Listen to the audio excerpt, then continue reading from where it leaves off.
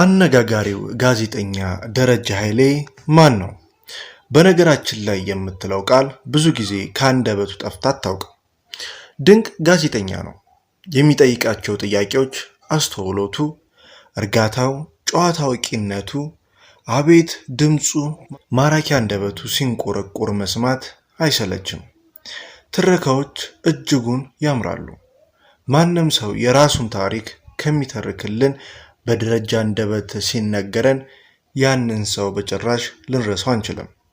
ደረጀ ሲወሳ አንድ ለእናቱ በነበረው ብሔራዊ ቴሌቪዥን ጣቢያ የጠቅላላ እውቀትን ጥያቄና መልስ ፕሮግራም ተዝናንቱን ከመፍጠር ተሻግሮ በፋና ብሮድካስቲንግ ኮርፖሬሽን ከተንታ ጋዜጠኛ አዜብ ወርቁ ጋር የእሳት ዳር ጨዋታ በተሰኘ ፕሮግራሙ አብዛኛውን የህብረተሰብ ክፍል የሚወደድ መሆኑ አይዘነጋም።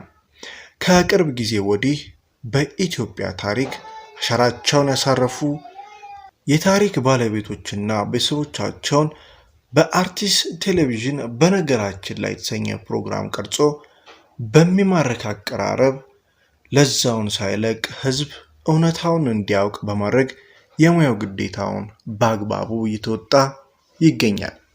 ሰላም ጤና ይስጥልን ውድ የቻናላችን ቤተሰቦች እንደምን አላችሁ? ዛሬም እንደተለመደው በአዲስ ዝግጅት ተመልሰን መጥተናል። እስከ ዝግጅታችን ፍጻሜ አብራችሁ እንድትቆዩ ግብዣችን ነው። ለቻናላችን አዲስ የሆናችሁ ሰብስክራይብ በማድረግ ቤተሰብ ይሁኑ። እንዲሁም ሁሌም አዳዲስ ቪዲዮዎች ስንለቅ እንዲደርሶት የደወል በተኗን መጫን እንዳይዘነጉ። ወደ ዝግጅታችን እንቀጥል። ጋዜጠኛ ደረጀ አቀራረቡና ዝግጅቱ አስገራሚ ናቸው። በተለይም አርቲስት ቴሌቪዥን ላይ ከተቀላቀለ በኋላ እጅግ በጣም አነጋጋሪ የሆኑ ቃለ ምልልሶችን ሰርቷል። ከነኛም አነጋጋሪ ስራዎች ውስጥ ባንዱን ጀምር። መዋዘ ጥበባት ዲያቆን ዳንኤል ክብረት አነጋጋሪ ከሆኑ ከሀገራችን ሰዎች መካከል አንዱ ነው። በተለያዩ ሚዲያዎች ላይ በመቅረብ ሐሳቦቹን አመላክቷል። እናም ጋዜጠኛ ደረጀ ኃይሌ ጋር ሲገናኝ ግን ጥያቄዎቹ ለብዙዎቹ ሰፊ ግንዛቤ የሰጡና ጋዜጠኛስ እንዲህ ነው ያስባለ ነበር። ከጥያቄዎቹ መካከል የብልጽግና አባል ነህ ወይስ አይደለም በሚል ይነሳል። ከዶክተር አብይ አህመድ ምናቸውን ትወድላቸዋለህ? 4 ነጥቦችን ያስቀምጣል። በርካቶች የተቀባበሉትን ጋዜጠኛ ደረጀ ኃይሌ ከዲያቆን ዳንኤል ክብረት ጋር እያወጉ የነበረው ነው።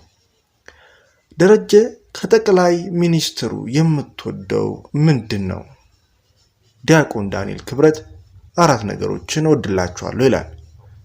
አንደኛ፣ ለኢትዮጵያ ያላቸውን ጥልቅ ፍቅር፣ አንዳንዴ ስለ ኢትዮጵያ ሳይወሩ እንባ ሲተናነቃቸው ያለው። ሁለተኛ፣ የኢትዮጵያን ታሪክ በልቡና በሚዛኑ ሲያይ አያለው፣ ኢትዮጵያ በመኖር ስለሚያውቃት። ሶስተኛ፣ ፈጣሪያቸውን ይወዳሉ፣ ውሳኔያቸውን ሲወስኑ መንፈሳዊ ሁኔታ ታሳቢ ያደርጋሉ። አራተኛ፣ ሰዎችን በማንነታቸው ሳይሆን በችሎታቸውና ለሀገር ባላቸው ጥቅም ነው የሚሰሩት። አሁን የጠቅላይ ሚኒስትሩ ማህበራዊ ጉዳይ አማካሪ ነኝ። ወደዚህ ቦታ ስመጣ ማዕረግ እንደማልፈልግ ነግሬያቸዋለሁ። እንክብካቤም እንደማልፈልግ እንዲሁ። በዚሁ መሰረት ነው የምንሰራው። ጠቅላይ ሚኒስትሩ አምባሳደር ሁን ብለውኝ ነበር። በቤተ መንግስት የተመደቡልኝን መኪና ጠባቂም የለም። የምጠቀመው የራሴ መኪና ነው። ህብረተሰቡ ሊያውቅ የሚገባውን አይነት ቃለ ምልልስ ማድረግ የቻለው በጋዜጠኛው ድንቅ ጥያቄ ነበር። ሌላው መነጋገሪያ የነበረው የቀድሞ ፕሬዚዳንት ኮሎኔል መንግስቱ ኃይለማርያም ወንድምና እህት ቃለ መጠየቅ ያደረገበትና አቀራረቡ ነበር።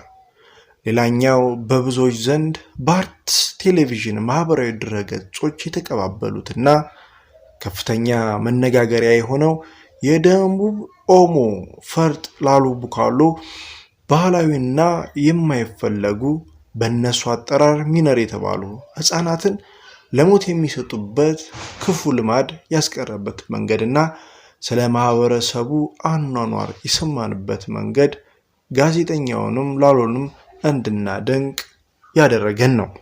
በብሔር ፖለቲካ መስራች የሚባለውን ዋለልኝ መኮንን የመጨረሻ ሰዓትና ከዚህ ዝነኛ ፖለቲከኛ ጋር የመጨረሻ ፊሌ የሚመስል ትንቅንቅን ካደረጉት መካከል ሰው ያቀረበበትና ታሪኩን የሰማንበት መንገድ ህዳር 29 1965 በኢትዮጵያ አየር መንገድ የበረራ ቁጥር 708 ውስጥ ዋለልኝ መኮንን ከ5 ጓደኞቹ ጋር እንዴት በጥይት እንደተመታ፣ ለምን ይህ አወዛጋቢ ፖለቲካ ሰው ምን ፍላጎት እንደነበረው በድንቅ ሁኔታ የሰማነው በቦታው ከነበሩት ጋር በመሆን እጅግ ማራኪ አቀራረብ ነበር።